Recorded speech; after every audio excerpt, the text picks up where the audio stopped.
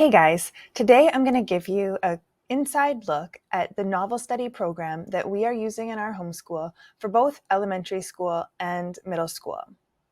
It's called Literary Adventures for Kids, and it offers dozens of novel studies for everything from Dr. Seuss to Lois Lowry. And I'm going to give you a look inside some of the novels that we've been studying and why we love this program so much. Hey friends, Sophie here from My Cup Runs Over. My goal is to bring you simple and sustainable strategies for finding more joy in your life, home, and homeschool. So if this sounds like something that you're interested in, be sure to click the subscribe button below and be the first to find out about all of my new content. So first, Literary Adventures for Kids is a collection of novel studies, and they can be purchased in different formats. So you can purchase individual novel studies. So I think they're probably about $10 to $12 each. So this is here, all of them. If you look at this list, you can see nature studies, poetry courses, planning courses, middle school books, upper elementary, high school, and then bundles. And so you can see here, I actually have the subscription to the Literary Adventure Clubhouse, which I'll tell you about in a sec. And it includes all of these books. So Wonder, A Wrinkle in Time, The Birch Bark House, Bud Not Buddy, Number the Stars.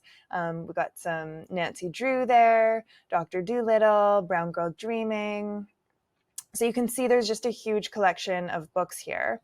And there's individual books as well as bundles. So what I wanted to show you is what's actually inside some of these novel studies, because I think a novel study can look like a lot of different things. And in fact, here, they're actually called book clubs. And the idea is that you might do them in a group with either like a homeschool co-op or an online book club. And when you subscribe to the membership program, they actually offer a live online book club. I think there's 5 meetups and books per semester. So that's a really cool addition that you can add on if you're trying to build some more connection with other people into your homeschool. So I'm going to show you, we just finished Bud Not Buddy, which is one of my daughter's favorite books. And so I'm going to go in there because it's the freshest in my mind. Okay. So when you come into the book club, it always starts out like this. You have the little introduction video from Deshelle, the list of books that you'll need, which is typically just the one book, supplies for any projects that are going to be included. So in this book club, there are 4 different projects. And so these are the supplies that you would need if you are planning to include those projects. And you can see they're super basic: paper, pen, flashlight, gold marker, crayon. So mostly things that you're going to have on hand anyway. One of my favorite things about these book clubs is that they really move away from the idea that the only way to engage with literature is to, answer questions about what you've read, do reading comprehension, or to write an essay in response to what you've read. And they actually really just make it fun, so that kids enjoy reading the novels and they get a lot more out of it. So the 2 ways that they do that are through rabbit trails and magic dust. So rabbit trails are, when you're reading a book and somebody or something from history or pop culture is mentioned, and you're like, I don't really know who that is, but I can sort of, figure it out from the context of the sentence or the chapter. Here, what they've done for us is they've actually put together resources on a lot of those people, topics, themes that come up in the book, so that we can sort of go down this rabbit trail of learning more about them. So here, in this book, Bud is an orphan. And so we go down this rabbit trail of looking at, like, what did it mean to be an orphan during this period of time? Why were there so many orphans? And what was life like for them? And so in this case, there's a little bit of explanatory text, and then there's a couple of articles that you can go and read. And they're always external resources. We also get here, Bud runs into a vampire bat. So we get the context from the book, and then we get, again, here are some articles. I'm picking all the article ones, but often they're videos, which is really fun. My kids love watching the videos, so they actually always want to do book club. Let's try here. Okay, so a lot of the times, if it's like a person or a musician or something like that, you'll get an embedded YouTube video of, a music video or a speech or people, like a clip from a documentary talking about that person's life. And that is just, I think that's so fun for kids. Like I know my kids really engage with the video format more than say the articles or going and researching someone. And yeah, like it's easier for them. We're not asking as much of them, but I think that they retain the knowledge equally well, and they're having fun at the same time. And on the plus side, it doesn't take as long. They don't have to go and do the research on their own and, write an essay about somebody or write a paragraph about them. They just get to watch a fun video and appreciate a different time period or a different culture. And that's not to say that there isn't a time and a place for research and essays. Absolutely there is.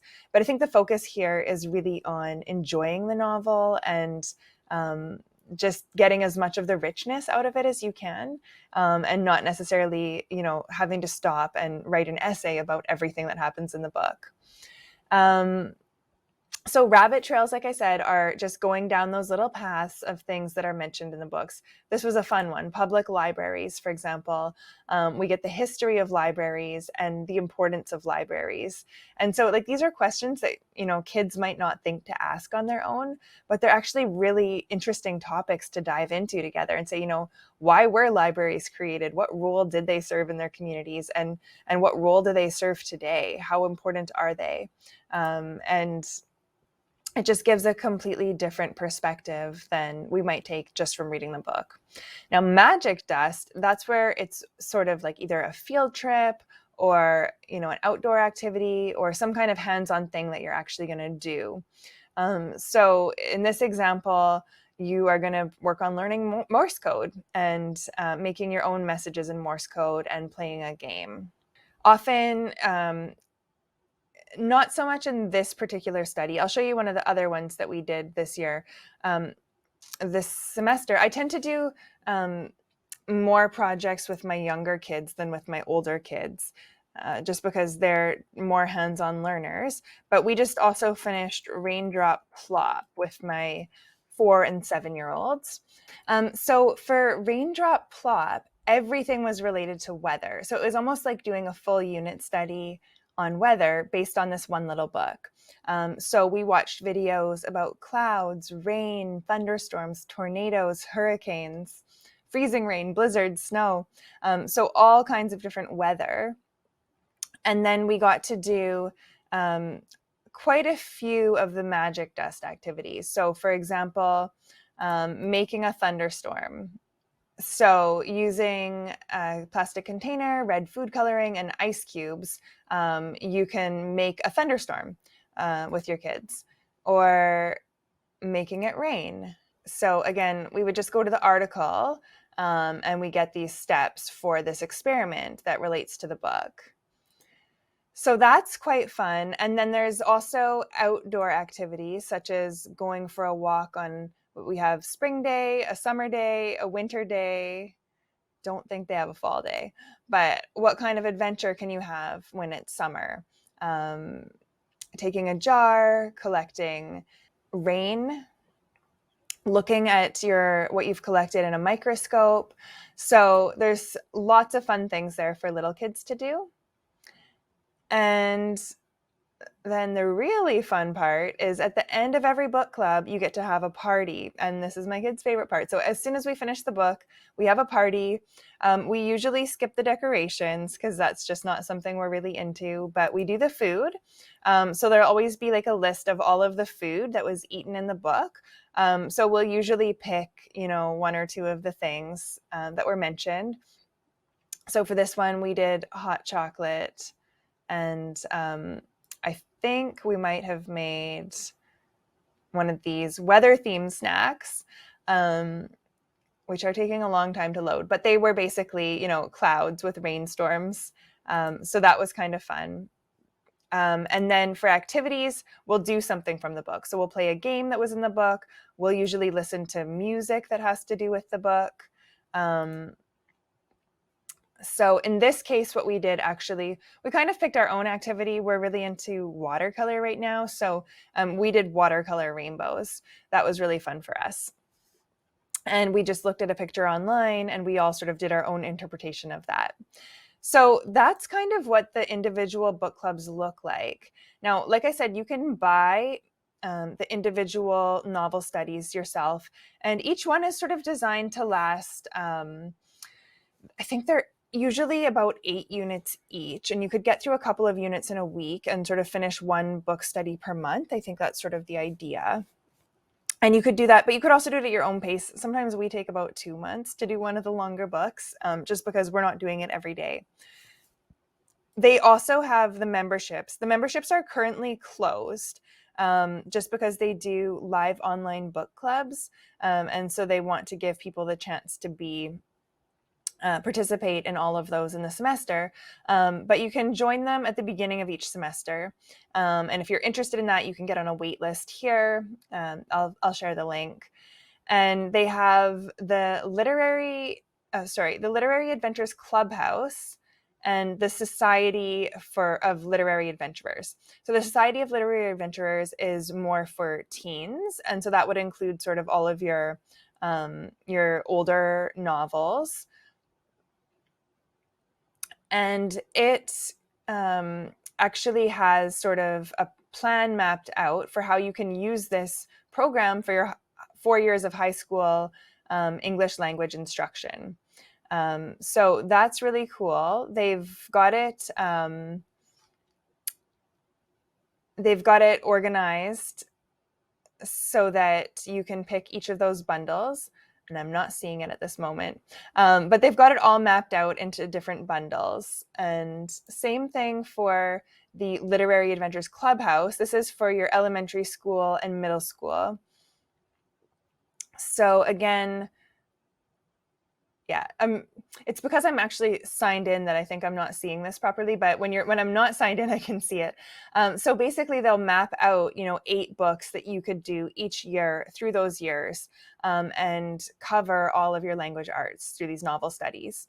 I think because it's not open right now, I can't tell you the price on this. I want to say it's about $35 per quarter.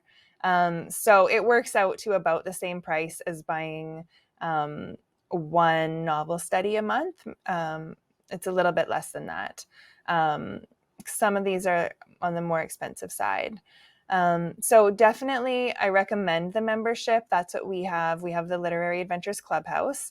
And yeah, we love it. It's so much fun for our kids. We're getting a lot of great books read and doing fun activities without having to do any prep. So if you want to check that out, you can just go to literaryadventuresforkids.com.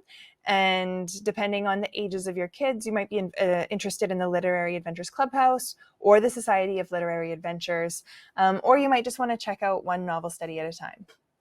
And you can do that. You can just purchase them individually. If you have any questions, just drop them below and I would be happy to answer them. Have a great day and thanks for watching.